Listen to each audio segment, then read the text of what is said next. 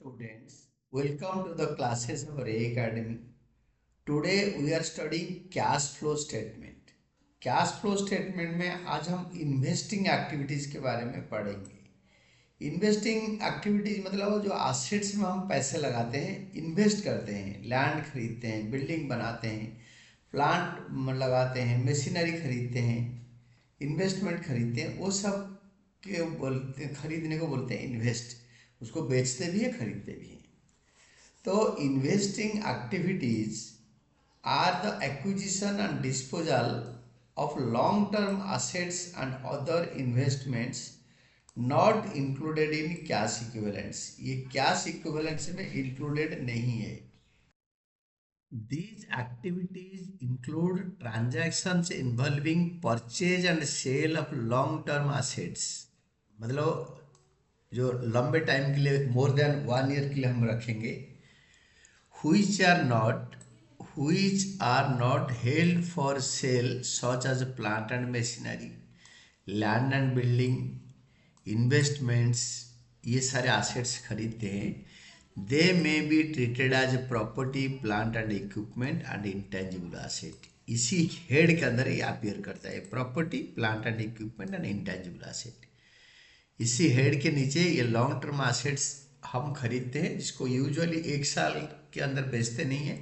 It is kept in the business for earning purposes. इसको लगाकर, machine लगाकर manufacture करते हैं, बिल्डिंग में सामान रखते हैं, प्लांट लगाते हैं।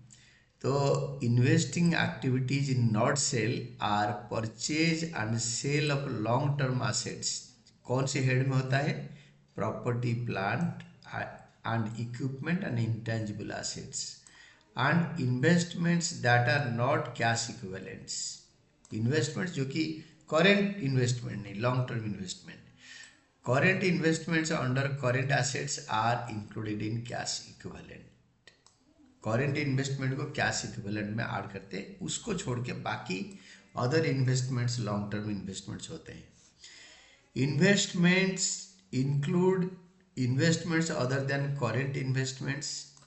they are marketable securities। it includes investment made in long term investments। तो long term investment को खाली include करते हैं। example of a cash flow from investing activities are मतलब जो investing activity से क्लास जो कैश फ्लो स्टेटमेंट में कौन सी चीज़ें इंक्लूडेड होता है, वो क्या क्या है। आपके उसमें 1 में होता है payments for purchase of a property, plant and equipment, net fixed assets, intangible assets, ये सब होता है।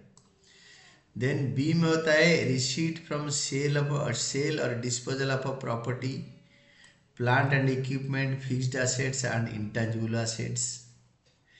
देन थर्ड पार्ट में होता है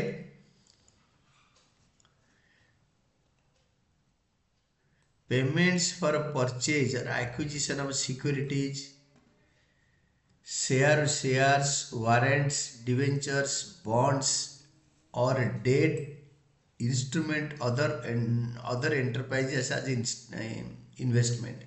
दूसरे कंपनी का शेयर, वारंट, डिवेंचर्स, बॉन्ड्स या कोई डेट इंस्ट्रूमेंट होता है जिसको हम खरीद रखें इन्वेस्टमेंट पर्पस के लिए, लंबे टाइम के लिए, more than a year. Then next comes your receipt from sale और disposal of securities, shares, warrants, debentures, bonds और debt instruments of other enterprises held as investments. दूसरे कंपनी का शेयर्स एंड सिक्योरिटीज को, जिसको हम investment purpose के लिए hold करते हैं, उसको बेचने के बाद जो पैसा आता है, एक तो खरीदते हैं उसको और उस एक टाइम पे उसको बेच देते हैं, उसको बोलते हैं। देन ई पार्ट में होता है advances and loans to parties other than advances and loans by a financial enterprise. Advances and loans to parties, हम जो डिफरेंट पार्टी को लोन देते हैं, फाइनेंशियल एंटरप्राइज जो एडवांस देता है तो ऑपरेटिंग एक्टिविटी होता है, जैसे बैंक लोन देता है। बट हमारे जो नॉर्मल मैन्युफैक्चरिंग कंपनी या other than finance company loan देता है, उसको लॉन्ग टर्म लोन के हिसाब से ट्रीट किया जाता है अगर 1 साल से ज़्यादा पीरियड के लिए देता है तो। देन आता है receipts from repayment of advances and loans to parties other than advances and loans by financial enterprise. एक होता है हम लोन देते हैं और इसी लोन का पैसा वापस लेते हैं, ये दोनों लॉन्ग टर्म पीरियड के लिए मोर देन ए ईयर, इसको हम बोलते हैं लॉन्ग टर्म इन्वेस्टमेंट्स। देन इसका इलस्ट्रेशन भी कुछ करते हैं। Identify out of the following transactions that are classified और shown as investing activity by non finance company, finance company. Non finance company के लिए कौन सा इन्वेस्टिंग एक्टिविटी होता है। तो इस केस में क्वेश्चन पढ़ लो, proceeds from sale of fixed assets, ये इन्वेस्टिंग एक्टिविटी होता है क्योंकि transactions that are classified as investing activity by non finance company, ये होता है proceeds from sale of fixed assets, cash proceeds from sale of fixed assets, ये होता है investing activity. Payment for purchase of stock in trade, stock in trade खरीदा तो ये investing activity नहीं है क्योंकि ये करेंट एसेट है। Then repayment of loan taken, repayment of loan taken मतलब रीपे कर दिया, ये रिपेमेंट ऑफ लोन टेकन ये भी नहीं होता है। तो डिवेंचर्स परचेज्ड एज इन्वेस्टमेंट, ये इन्वेस्टिंग एक्टिविटी होता है, debentures purchased as investments. Then loan हमने दिया है लॉन्ग टर्म पीरियड के लिए, लोन से एडवांस्ड, ये भी होता है investing activity. Purchase of patent, patent हमारा फाइनेंसिंग नॉन फाइनेंसिंग दोनों कंपनी खरीदते हैं, नॉन फाइनेंसिंग कंपनी खरीदता है। Transaction that are classified as investing activities by finance companies, तो ये परचेज ऑफ पेटेंट्स, ये वाला परचेज ऑफ पेटेंट्स, ये दोनों के लिए, इसके लिए भी फिक्स्ड एसेट है, ये इन्वेस्टिंग एक्टिविटी है। बैंक वाले भी पेटेंट्स खरीदते हैं, मतलब फाइनेंसिंग कंपनी वाले। और transactions that are classified as investing activity by finance companies, तो this is sale proceeds of fixed assets. तो proceeds from sale of fixed assets, ये इन्वेस्टिंग एक्टिविटी फाइनेंसिंग कंपनी के लिए भी होता है, नॉन फाइनेंसिंग कंपनी के लिए भी होता है। देन आपके debenture purchase as investment, financing company भी डिवेंचर खरीदता है इन्वेस्टमेंट के लिए, फिर जब पैसे बढ़ता है बेच देता है, कुछ कॉमन ट्रांजैक्शन से। देन बाकी सारे पढ़ लो। Purchase of patent, financing company भी खरीदता है पेटेंट, परचेज ऑफ पेटेंट्स,